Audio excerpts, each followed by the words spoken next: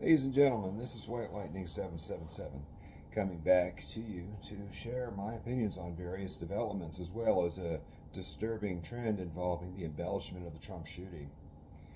There are people, when I went to a certain friend's house, was able to shoot Xena. This is a Zestava M76, 8mm. You can see from the mag.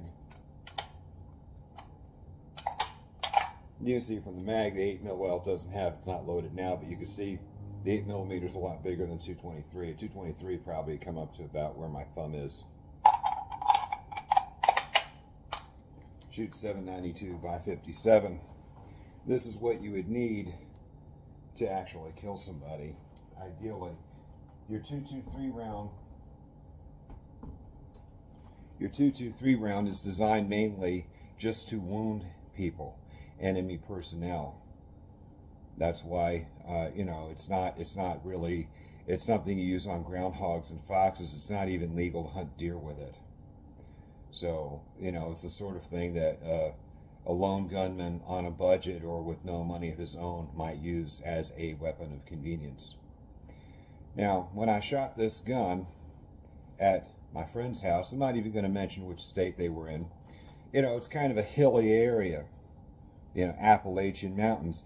And anytime you have metal buildings like sheds or ravines or rocks, bullets echo. You could fire one round and it basically goes boom, ba-boom, ba-boom, ba-boom, ba-boom. And at one particular area, you could fire one round and hear anywhere from 2 to 4 echoes, depending on how good your hearing protection was and how powerful the gun was that you were shooting.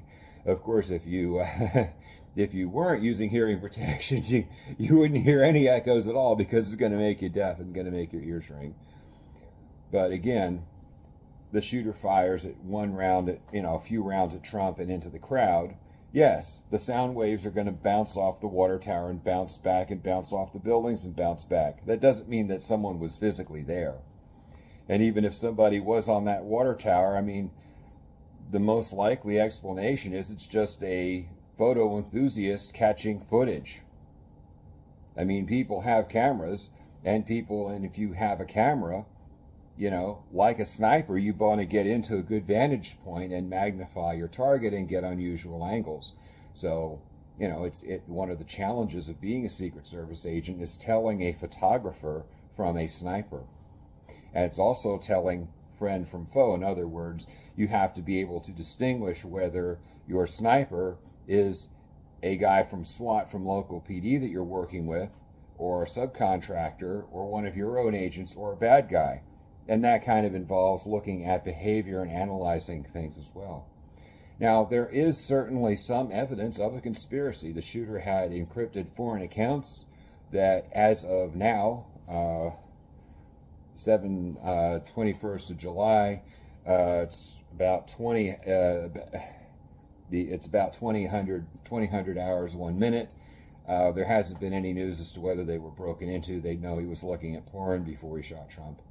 Kind of suggests a leftoidist Antifa type bias. They don't have a problem with that type of activity. Right-wingers generally do. And a person who is doing this from an Islamic terrorist perspective or right-wing perspective wouldn't do anything religiously impure if they were about to die. That's the sort of thing that suggests an atheist mentality. The footage of the shooter at Black Rock shooting a commercial suggests that this person was kind of seeking fame and glory for himself. It suggests that, and the encrypted communications could be from ISIS or Iran, even if Iran simply told him which sites Trump was going to be on ahead of time, or which sites had actual Secret Service agents and which ones were using much less well-trained, much less professional DHS agents that basically don't know their ass from their elbow. That's valuable intelligence. They could also tell them what kind of round to use or how to find the range. Even if the training was online, just a few text messages, just a few extra pieces of data if he's getting, even if he's getting just verbal phone calls or text messages from a foreign intelligence agency, that makes a lone shooter, even a mentally unbalanced one, that makes him 10 times more dangerous. And those metal buildings and towers will cause an echo. Anybody that shoots knows that if you're in a level area and you have these metal structures, that, you know, you can get, you know, reverb and echo from objects. I mean, that the idea that somehow there are multiple shooters, you know, just because you hear an echo on some sonogram or think you do, is just ludicrous. But we have to look at what a multiple shooter scenario would look like. First of all, you have a lot more casualties. If you have a guy on a roof who starts shooting, and then maybe a guy in the water tower or something like that, or other locations, or somebody from in the crowd, the chances are Trump is going to be hit multiple times. Okay? I mean, the idea of one nervous lone gunman that's mentally unbalanced maybe has a few attaboys from foreign intelligence agency that hasn't invested a whole lot of capital in his success, but is willing to help out, maybe to perhaps avenge the killing of Soleimani, the Iranians, to hint to the Iranians the guy's a national hero and they want paybacks, and Muslims and Arabs are kind of, you know, really into revenge culture. I mean, that might be, you know, that's a not, you know, it's still a miracle that Trump survived, but surviving one gunman is a miracle. Surviving 2 or 3, Trump was only hit once. So if there's 2 or 3 gunmen firing, all but one completely missed. That doesn't sound like a professional crew to me. If you have multiple gunmen, here's what happens. Let's say the fellow on the roof is the first one to go. He fires. Then the guy on the water tower fires. When the Secret Service agents are clustered around Trump, if you have multiple gun crews, especially with a higher dollar outfit with bigger weapons, like perhaps an AR-30 bolt action with the 338 Lapua in it, or 300 Win Mag armor piercing, and you start firing into those agents, Trump is going to be struck multiple times. And multiples, first of all, Trump would have been hit multiple times. Doesn't necessarily mean he would be killed. The Secret Service agents might have been able to slow the bullets down enough, but first of all. Secondly, Secret Service agents or thereabouts would absolutely positively have been hit. A crowd of people in a pile moving slowly or even somewhat erratically. I mean, a crowd of people, I mean, that's a pretty big target, especially for a precision rifle. I mean, look, you know, and this is just a fixed 8 power scope here, okay? I mean, this is just, this thing was actually made in Belarus, ironically enough. It's the Dragunov style scope. You look at the mount, you see the handle on it. And this is not even, and that just cost me a couple $100, but that's not even, I mean, you can get way, way better scopes than that, and that's fixed power. It's pretty basic setup. Good hunting rifle, good self-defense rifle. It's fun to take to the range. You know, tends to jam a little bit unless you lubricate the bullets, because the tolerances in this are so tight.